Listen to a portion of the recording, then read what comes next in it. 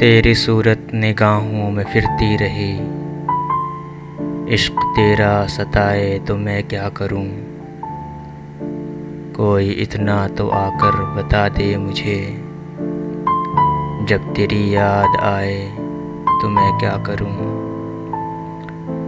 मैंने खाके नशीमन को बोसे दिए, और ये कह के भी दिल को समझा लिया, आशियाना बनाना मेरा काम था।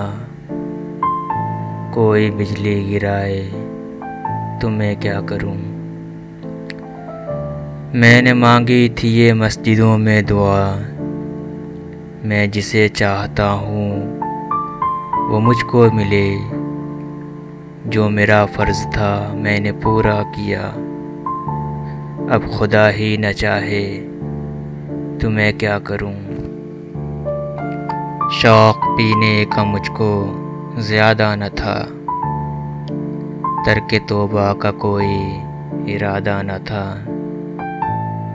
मैं शराबी नहीं, मुझको तोहमत न दो।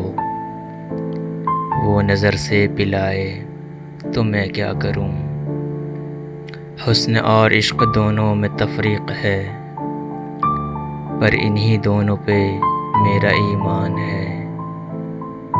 गर खुदा रूठ जाए तो सजदे करूं, और सनम रूठ जाए तो मैं क्या करूं। चश्मे साक़ी से पीने को मैं जो गया, पारसाई का मेरी भरम खुल गया। बन रहा है जहां में तमाशा मेरा, होश मुझको न आए तो मैं क्या करूं।